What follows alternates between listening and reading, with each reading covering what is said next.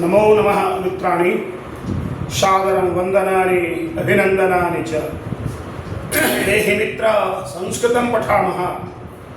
संस्कृतभाषा शिक्षणस्य आभासीय कक्षायां भवतां सर्वेषां स्वागतम् अभिनन्दनम्। मित्रों, कई दिनों से हम कृदंत प्रकरण में कृत और कृत्य प्रत्यय से बने हुए जो पद हैं वो कैसे बनते हैं यह सीख रहे थे। आज इस प्रत्यय की श्रृंखला को आगे बढ़ाते हुए हम तद्धित प्रकरण में चलते हैं और इसमें जानेंगे कि तद्धित के जो प्रत्यय हैं वो कहाँ लगते हैं, कैसे लगते हैं और लगने के बाद कैसा स्वरूप होता है। तो आइए, आज का विषय है तद्धित प्रकरणम।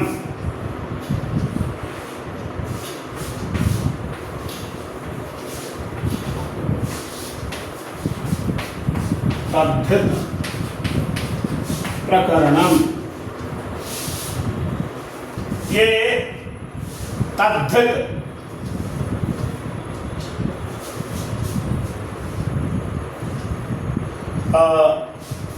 तत् जोड़ हित, तत् जोड़ हित, यही है तद्धित। संधि के नियम के आधार पर यहाँ ये तद्धित बनता है। तो हमने पीछे कृदंत प्रकरण में पढ़ा था कि कृदंत के जो प्रत्यय होते हैं वो धातु में लगते हैं, किंतु ये तद्धित के जो प्रत्यय होते हैं ये जो शब्द हैं, संज्ञा हो, सर्वनाम हो अथवा विशेषण हो, उनमें लग करके विभिन्न अर्थों को बताते हैं।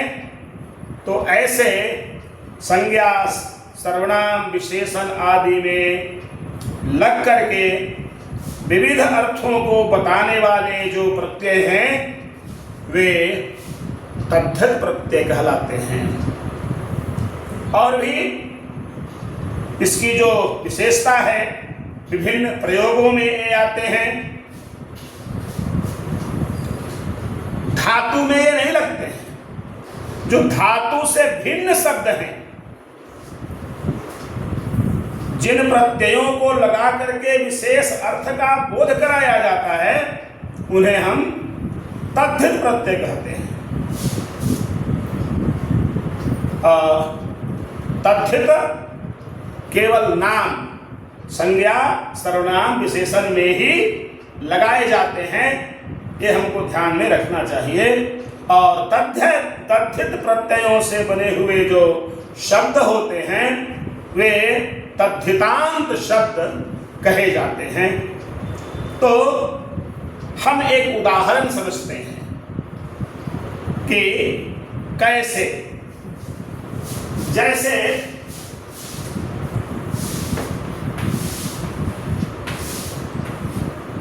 दिदेह अपत्यम,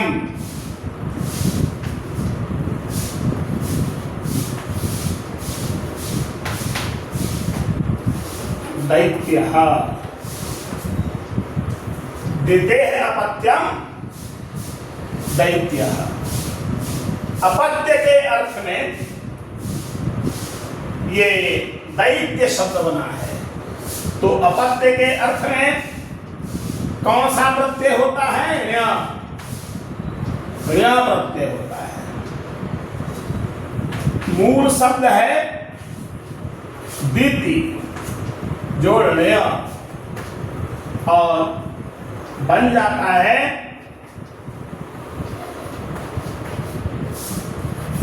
दैत्य।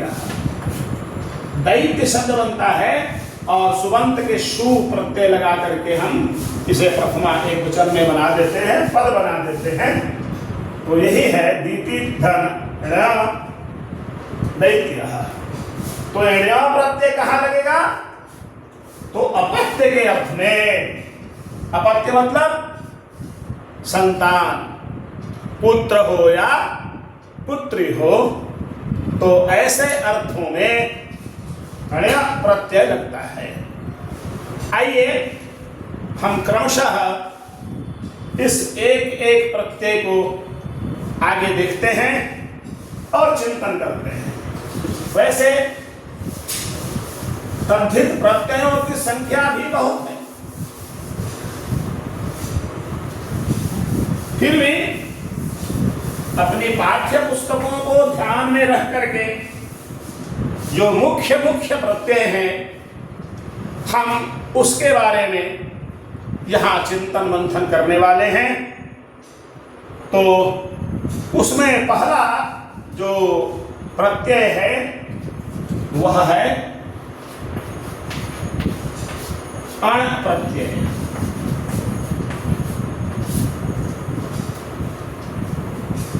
आज एक जिज्ञासु ने पूछा भी था कि बहुत सारे प्रत्यय आप पढ़ाए, अण प्रत्यय कब पढ़ाइएगा और ये अण प्रत्यय कहाँ लगता है? तो मैंने उन्हें मौखिक उत्तर भी दे दिया था कि अण प्रत्यय का प्रयोग जो होता है वह तद्धित में होता है। तद्धितांत जो शब्द बनते हैं वहीं पर अण प्रत्यय का प्रयोग होता है। तो आइए हम देखते हैं, ये अण प्रत्यय है। तो अण प्रत्यय क्या कहता है? इसके लिए कोई सूत्र है ना? है, सूत्र है शिवादिभ्यो अण।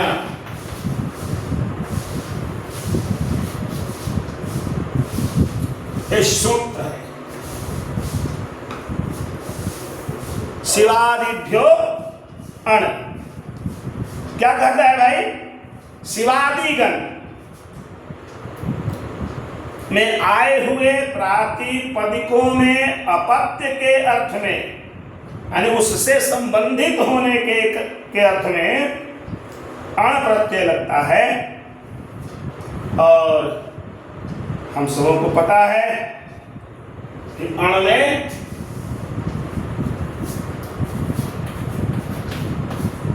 ये इसका लोप हो जाता है और रहता है, किंतु जब हम प्रयोग करेंगे तो वही करेंगे। तो शिवादि कहने का मतलब शिव आदि, यानी पहला शब्द है इसका शिव। तो शिव में क्या होगा? अपत्य के अर्थ में अण प्रत्यय होगा। अण तो रूप क्या बनेगा? शैवः। कैसे? इसको यह ऐसा समझ सकते हैं, शिवस्य अपत्यम, शिवस्य अपत्यम, यानी शिव की संतान। शिवस्य अपत्यम यानी शिव की संतान, शिव का पुत्र या शिव का भक्त, वह भी अर्थ में आता है, वह कहलाता है शैव। यहाँ अपत्य के अर्थ में है। किसी तरह से हम दूसरा उदाहरण लें।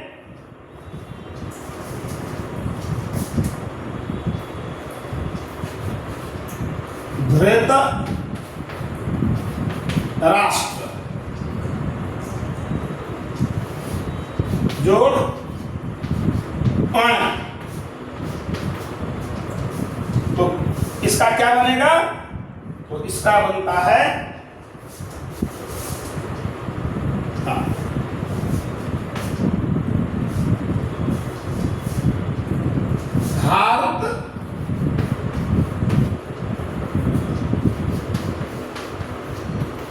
राष्ट्रम,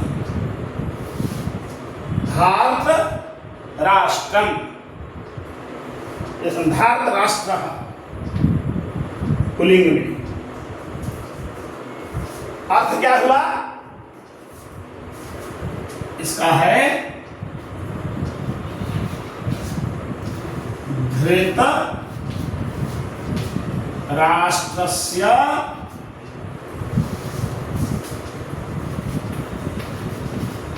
अपत्यम, धृतराष्ट्र की संतान, धृतराष्ट्र के पुत्र। इसी तरह से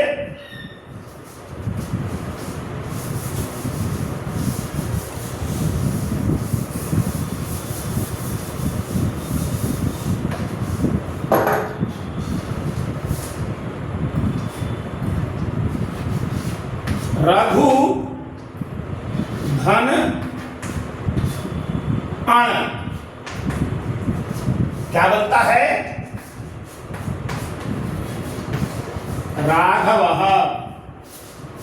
कैसे? तो रघो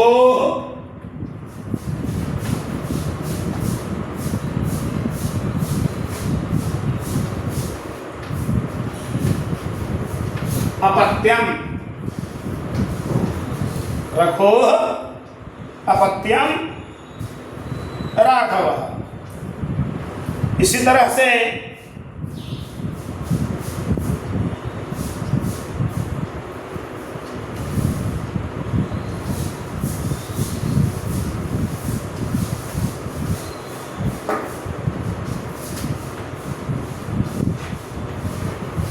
यदु धन अण यादव, इसका क्या, ये कैसे बनेगा? यदो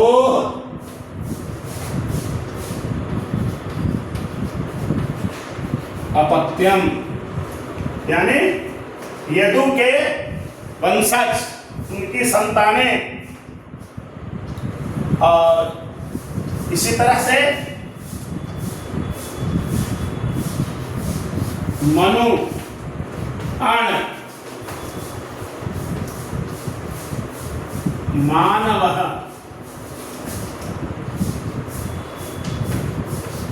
मनो अपत्यम मानव। तो ऐसे स्थानों पर अण प्रत्यय का प्रयोग होता है। केवल यही नहीं, कुछ और भी स्थान है वहां भी अण प्रत्यय लगता है।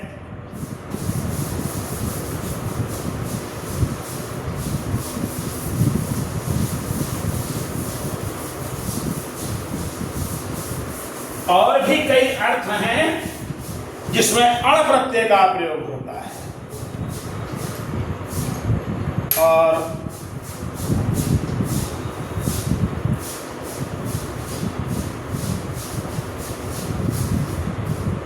जो इसका भी सूत्र है,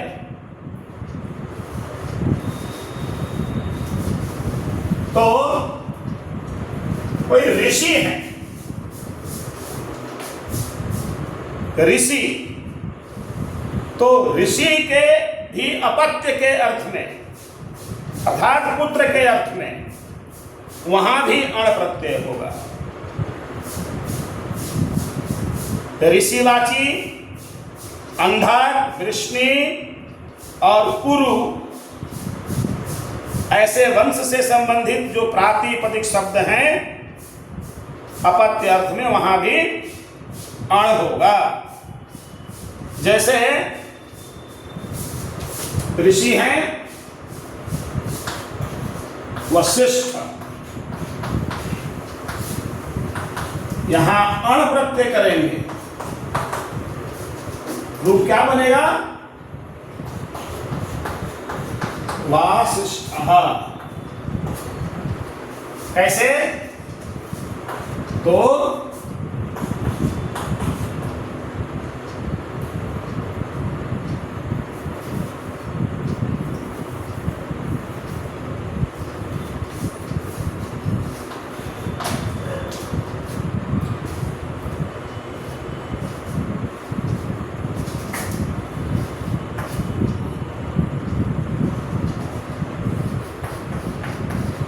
वसिष्ठस्य अपत्यम, वसिष्ठस्य अपत्यम वासिष्ठः, वसिष्ठस्य अपत्यम वासिष्ठः। इसी तरह से एक और ऋषि हैं विश्वामित्र,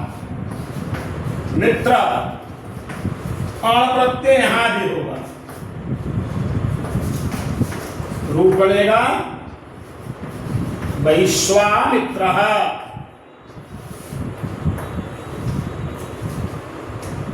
यहां भी वही है, विश्वामित्रस्य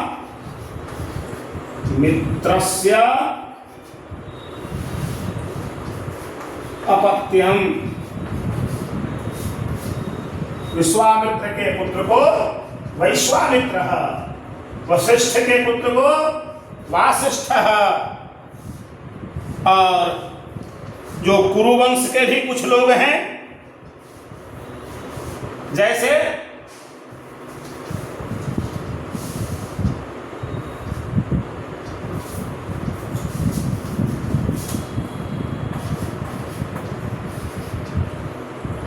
सह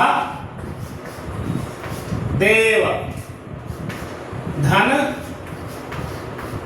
अण, क्या बनेगा? साह देव, अर्थात सहदेव के पुत्र। सहदेवस्य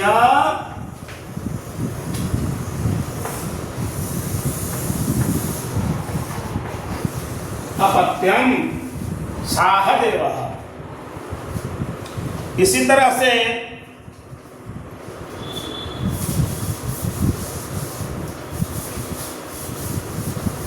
वृष्णि अंधक वंश की भी बातें आई हैं, तो वहां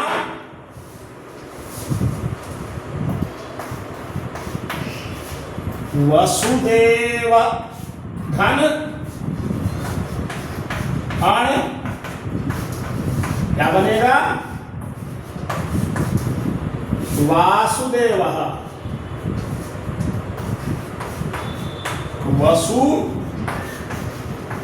वसुदेवस्य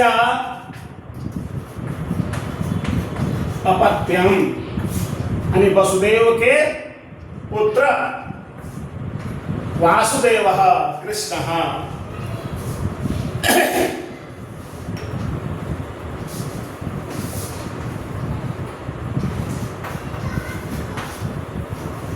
नकुल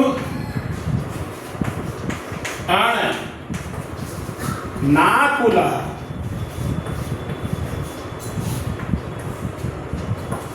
यहां क्या है? वही भाई, नकुलस्य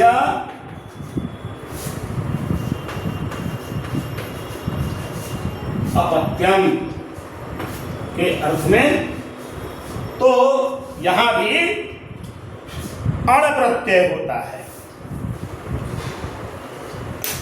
एक और सूत्र है,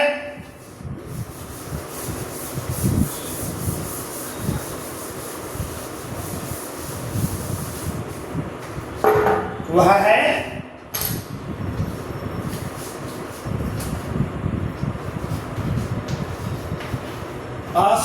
अश्वपत्यादि भ्यश्च,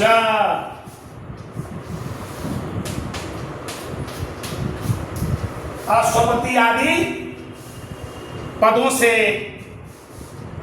अण प्रत्यय होता है। अश्वपति तो अश्वपति, और क्या है आदि में?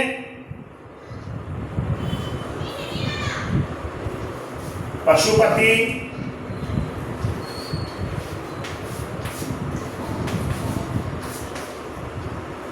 गणपति,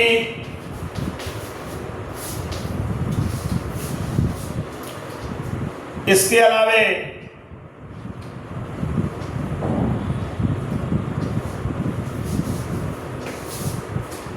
धनपति हम प्रयोग करते हैं, राष्ट्रपति। तो इन सब से क्या होगा? अण प्रत्यय होता है।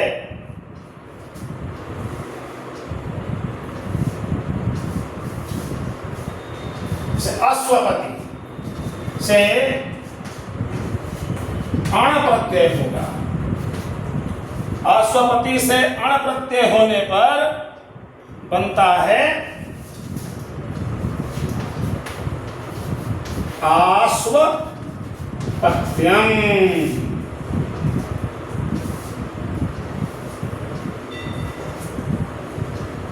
पशुपति, पशुपति से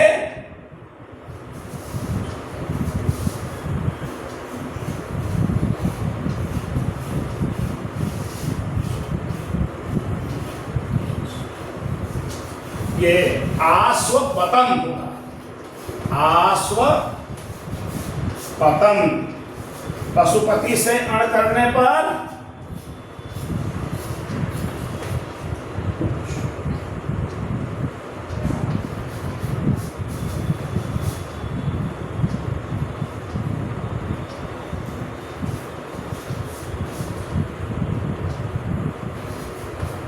पाशपतम, पाशुपतम, पशुपति से पाशुपतम, गणपति से अन करने पर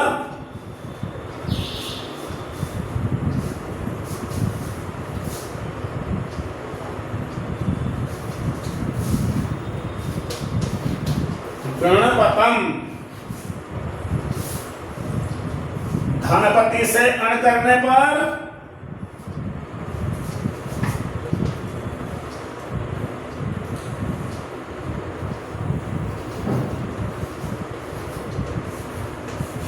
धनपतम, राष्ट्रपति से अण करने पर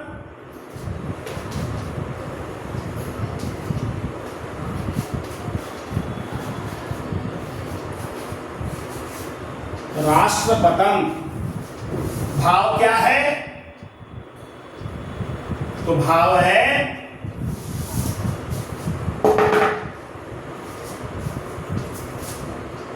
पहला का समझाते हैं, अश्वपतेः अपत्यम, आश्वपतम, पशुपतेः अपत्यम, पाशुपतम, गणपतेः अपत्यम, गणपतम, धनपतेः अपत्यम, धनपतम, राष्ट्रपतेः अपत्यम, राष्ट्रपतम। तो ये जो शब्द बनते हैं हमको ध्यान में रखना चाहिए। आइए कुछ और भी विषय है जहां की अण प्रत्यय ही लगता है। हम महीनों के नाम जानते हैं, तो शुक्र कहता है नक्षत्रेण युक्तः कालः, यानी नक्षत्र से युक्त जो समय है वहां भी अण प्रत्यय ही होता है, वहां भी क्या होगा, अण होगा। जैसे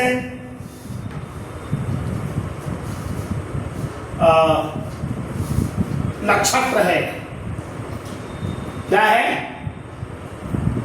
चित्रा, चित्रा से अण प्रत्यय करते हैं, क्या बनता है,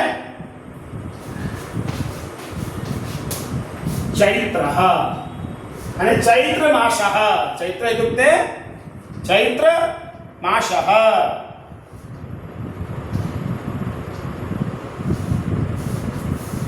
इसी तरह से नक्षत्र है विशाखा,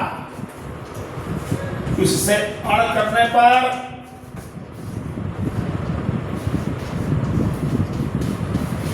वैशाखः,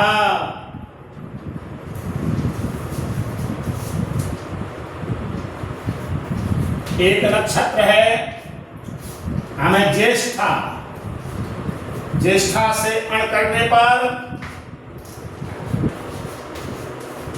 ज्येष्ठः, यानी ज्येष्ठ मासः।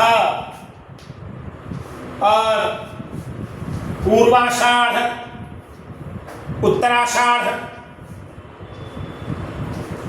आषाढ़, पूर्व आषाढ़ और उत्तर आषाढ़।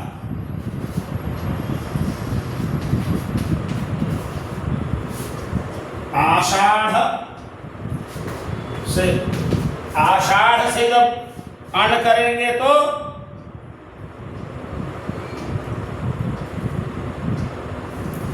ये आषाढ़ी शब्द है,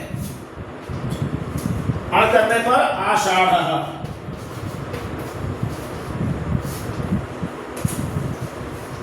इसी तरह से श्रवण नक्षत्र है, जिसको हम लोग श्रावणी कहते हैं, श्रावणी, इससे अण प्रत्यय करते हैं तो बनता है श्रावणः, यानी श्रावण मासः। चित्रा से चैत्र मासः, विशाखा से वैशाख मासः, ज्येष्ठा से ज्येष्ठ मासः, आषाढ़ी से आषाढ़ मासः, श्रावणी से श्रावण मासः। और पूर्व भाद्रपद, उत्तर भाद्रपद दो नक्षत्र हैं, आपने सुना होगा, उसको हम लोग भाद्री कहते हैं। आइए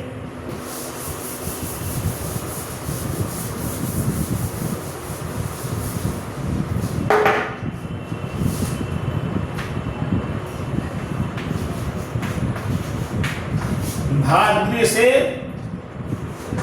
अण करने पर भाद्रः, यानी भाद्रपद मास, हिंदी में जिसे भादो कहते हैं, ग्रामीण प्रचलित भाषा में। अश्विनी नक्षत्र है,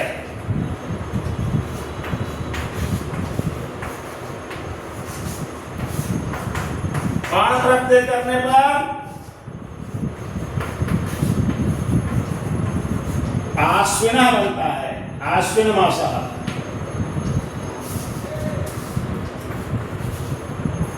कृतिका नक्षत्र है, इससे अण करने पर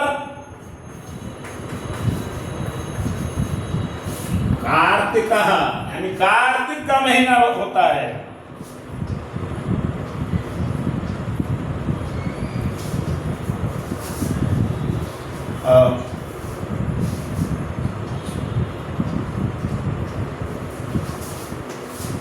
एक पुष्य नक्षत्र है, पुष्य नक्षत्र से भी अण करते हैं तो बनता है पौष, यानी पौष मास, और फाल्गुनी, पूर्वा फाल्गुनी, उत्तरा फाल्गुनी। तो फाल्गुनी से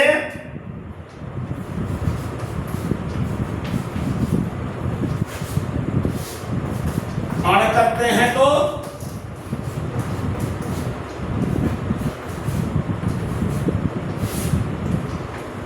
फाल्गुनः।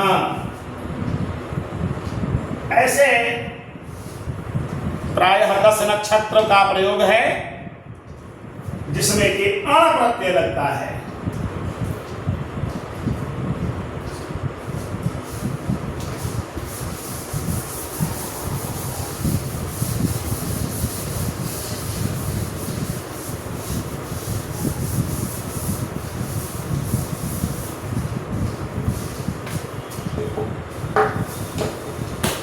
मित्रों,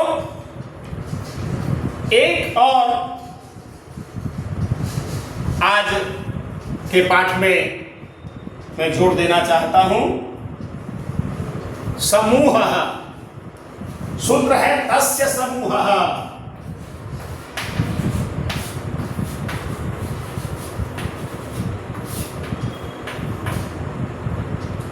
माने समूह जहां है उसको वहां भी अण होता है। जैसे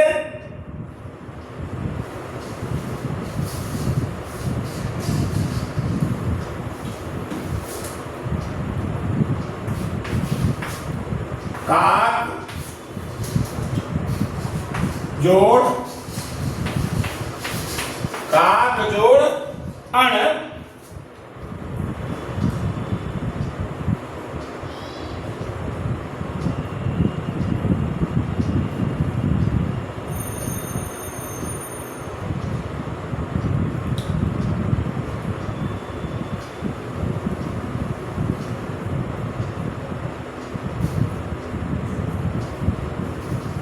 ये जहां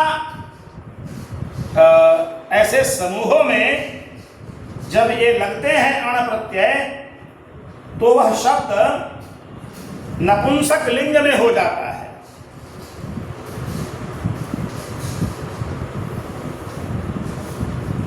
तो काक धन अण में ये टवर्गी न का लोप होकर के केवल अ बचता है। इसलिए हम कह सकते हैं काक धन अण, और इससे बनेगा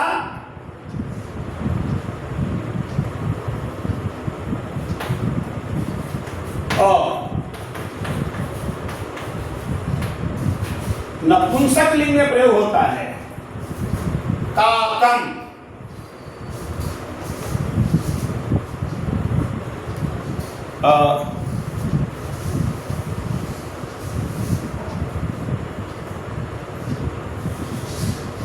अर्थ क्या हुआ?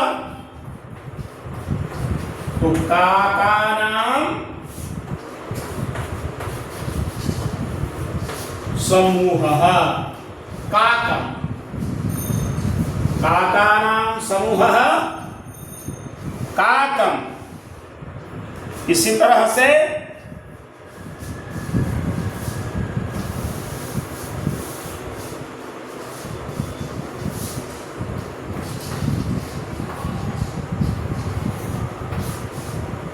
वक अण, यहां भी ये ड़ का लोप हो जाता है, केवल अ बचता है, और इसका जो रूप बनता है वह है वाकम, काकम, वाकम, वकानाम समूहः। इसी प्रकार और भी है अश्वानाम समूहः, अश्वधन अण, आश्वम, यानी अश्वानाम समूह, घोड़ों का समूह। इसी तरह से कपोता, कपोत, कबूतर बोलते हैं। अण,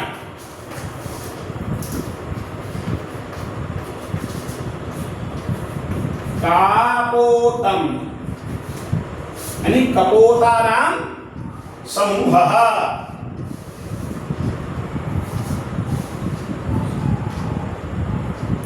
तो ऐसे ये अण प्रत्यय से ये शब्द बनते हैं। और भी कुछ ऐसे